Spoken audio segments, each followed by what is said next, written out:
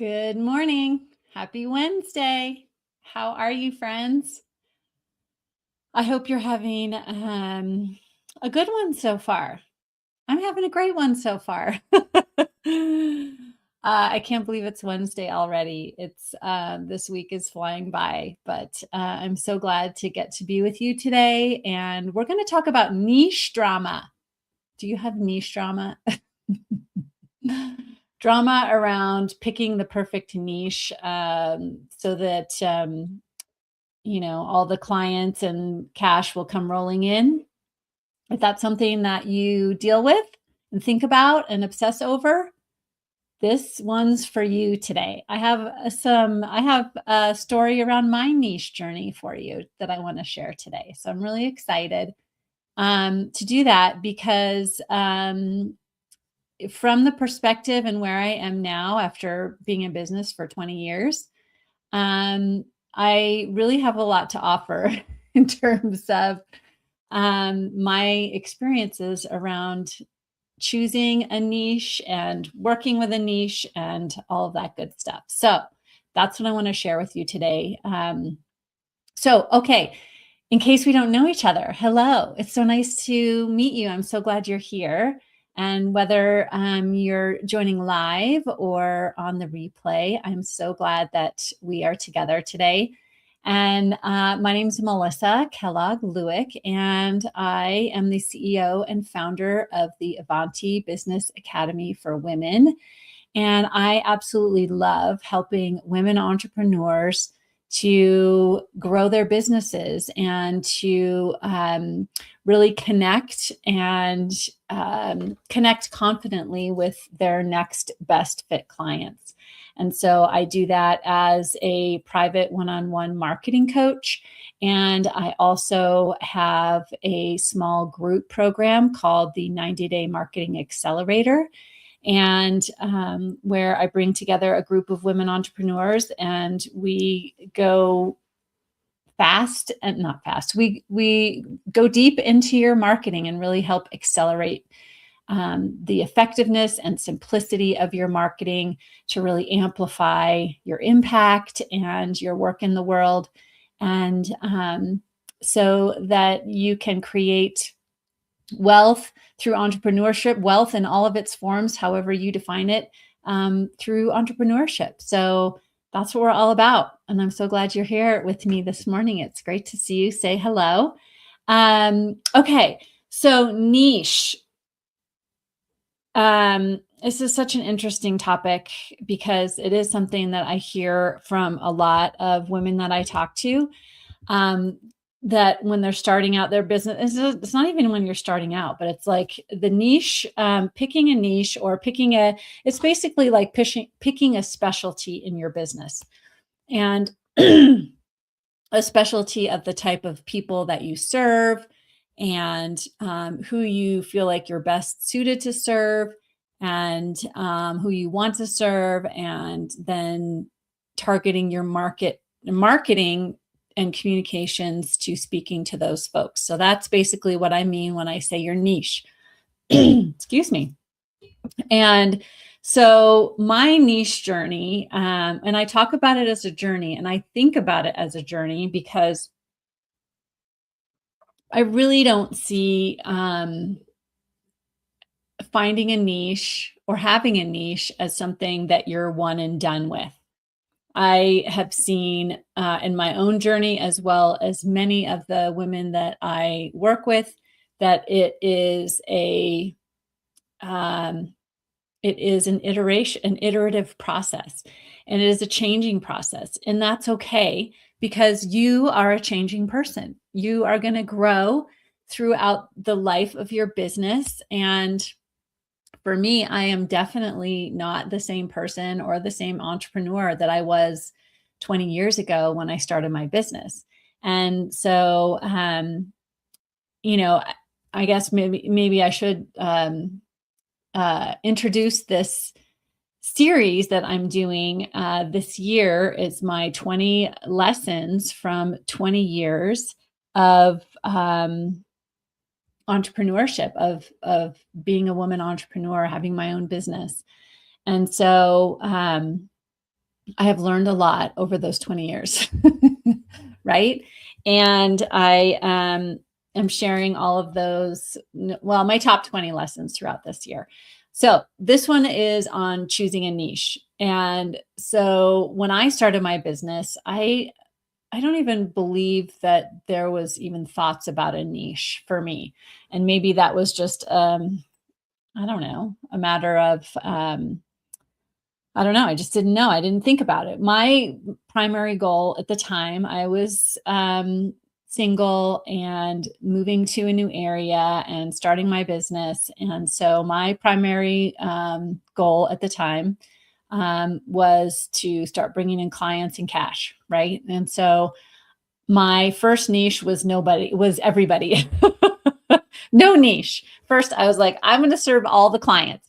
All the clients that need my help, I am in, right? And yes, I guess I did have somewhat of a niche because I was a content creator and a marketer. And so because of my skill sets, I was serving businesses that needed those skill sets. So I guess that could technically be a niche. I was specifically focusing on um, finding clients that needed help with their marketing. And so that was my initial niche, but it was a wide net. And so, and that's what I always teach is like, when you're first starting out, have a wide net because your network, the number of people that you're connected to is probably when you first start your business is the most limited, right? Because you're just brand new.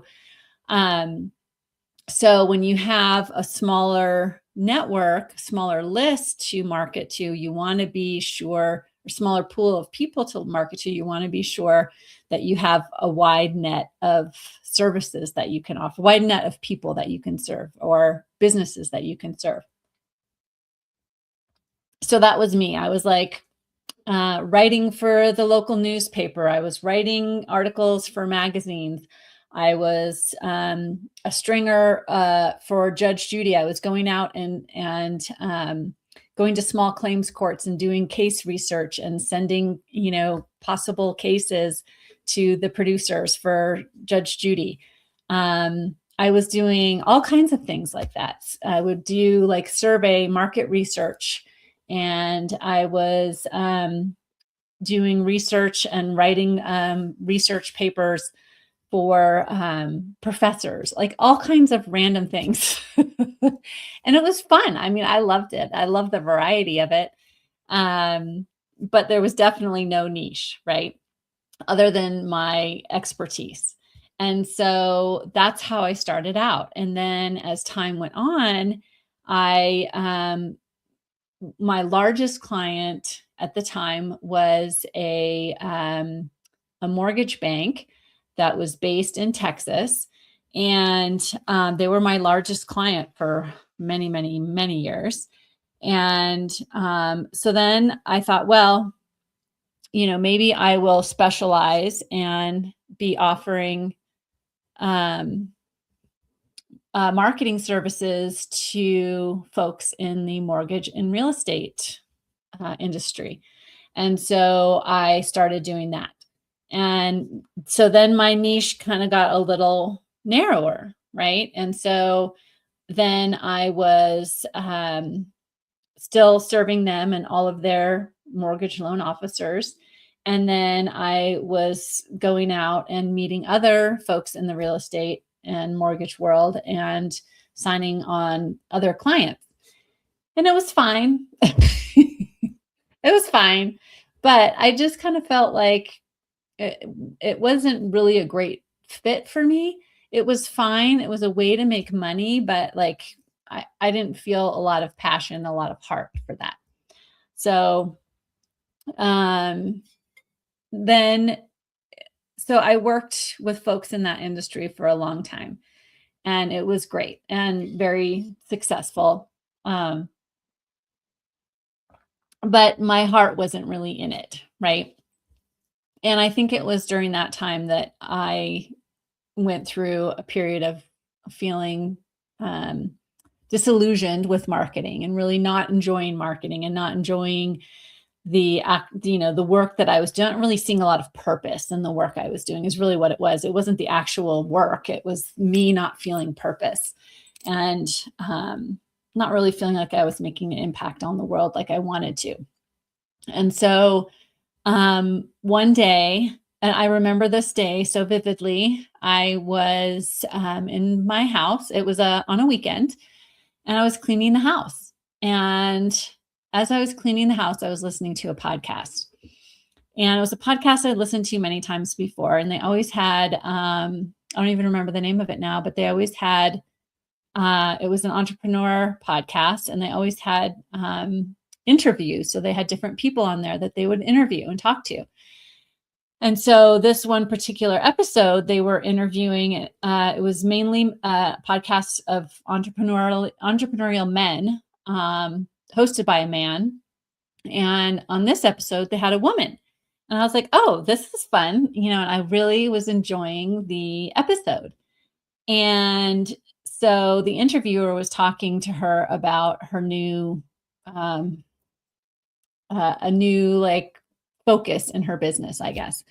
And I remember I had my rubber gloves on, and I was cleaning my shower in my bathroom and listening to the podcast. And she talked about how this new enterprise, or this new thing she was doing, she was going to be helping women entrepreneurs grow their businesses. And that just hit me like a sword through my heart. Like, it just viscerally hit me so deep, and I burst into tears, and I'm standing in my shower listening to this podcast with my rubber gloves on, scrubbing the walls of my shower and crying. It's just like just sobbing, because I was like, oh my gosh, that's what I want to do. That's really what I want to do. I want to help women grow their businesses. I want to impact women's lives and help them to achieve freedom and wealth through entrepreneurship. But I had never thought before that moment that was a possibility, I could even do that. And it's just hearing her say it just brought that desire up, and it just hit me like a ton of bricks. And from that moment on, I knew that the next stage for me was to serve women entrepreneurs and help them grow their businesses. And I would say that was because I'm thinking about the shower, so I can kind of time where I was in my, life, but I'm pretty sure that was about 2016. And so that's 10 years ago this year that I decided to shift the focus of my business to serving women entrepreneurs. And in that moment also, I shifted back into purpose. I saw the purpose of helping women with their marketing would help them achieve greater freedom and wealth through entrepreneurship.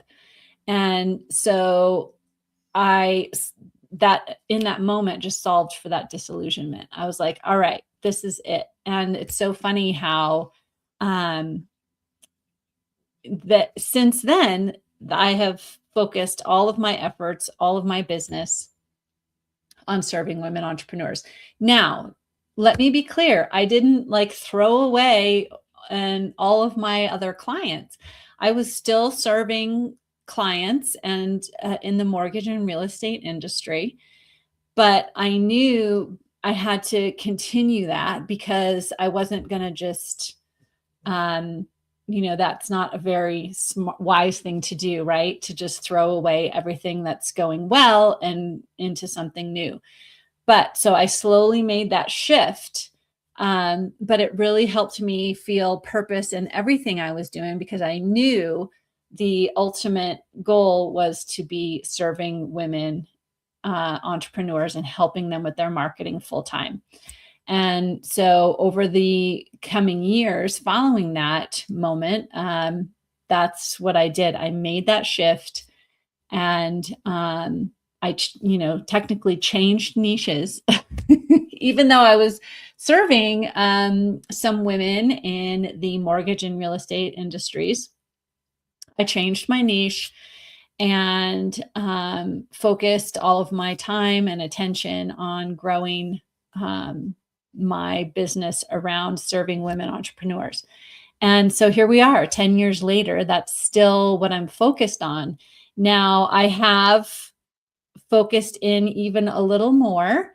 Um, and I have found through serving my clients and through noticing what I most enjoy and who I most enjoy working with, that I'm best and what I'm best at, right? That I'm best at serving women that are building service-based businesses in trust-driven industries, right? So industries where trust is paramount to clients wanting to work with you. So like coaches and consultants and advisors and assistants and attorneys and folks that are in home services or virtual assistants or, all those sorts of helping and trust driven industries. And so those are,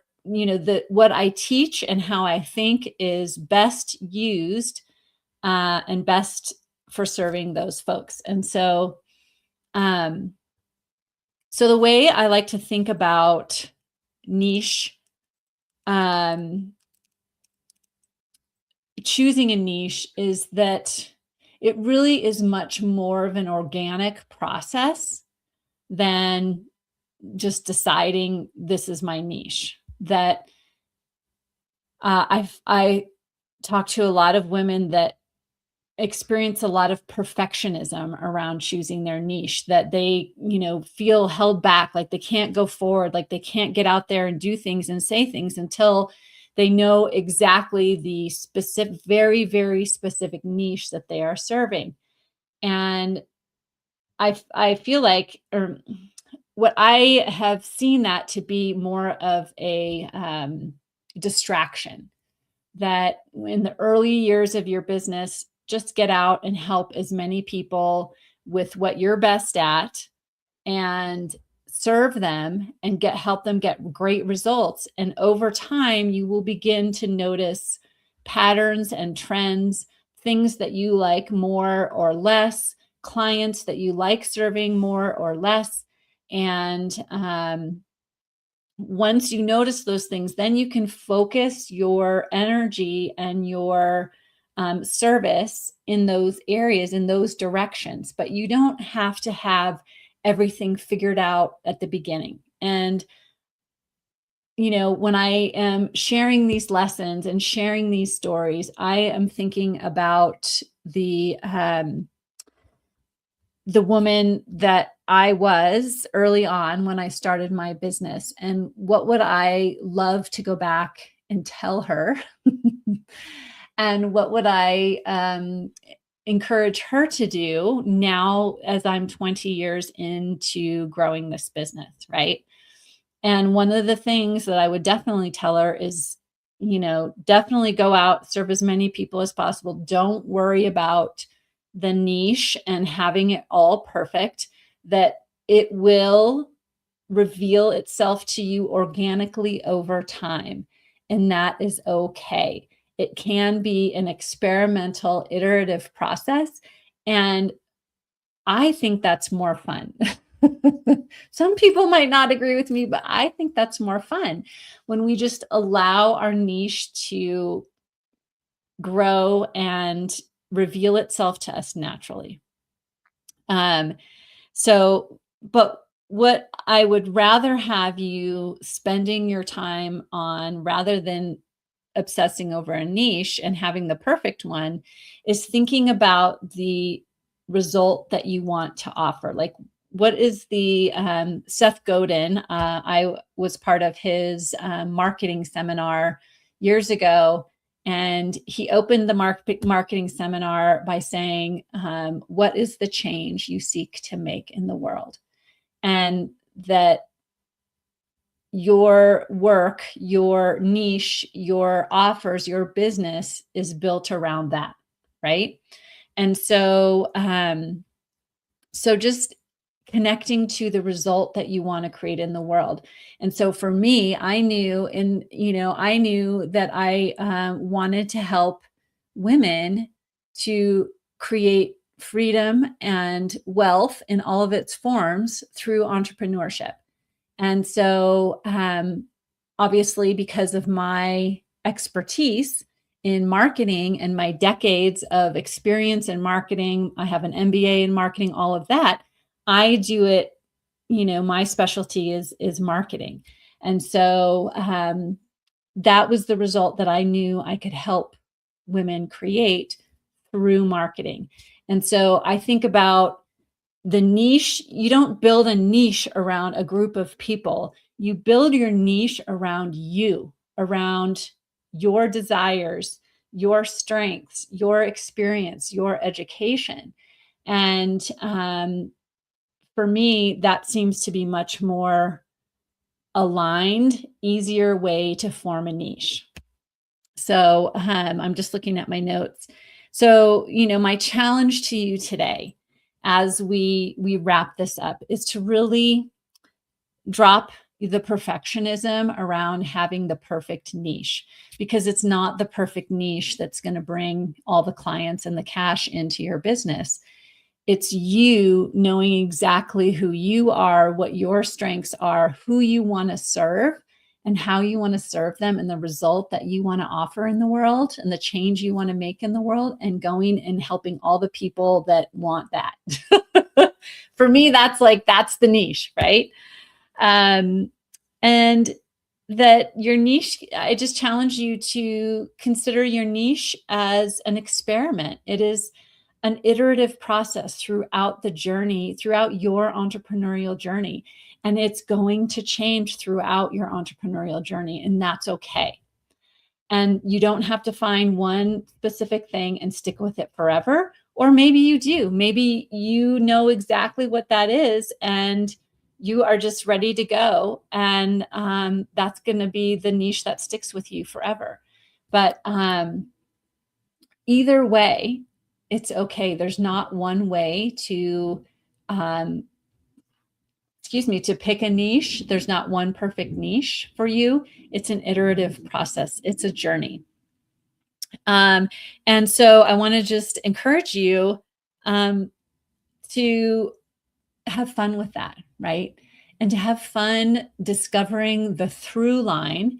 So for me now, as I look back 20 years, the through line that has, and even longer than 20 years, it's like what I have been most interested in throughout my career and my journey, my life, is really empowering women and helping women to be the fullest expression of themselves.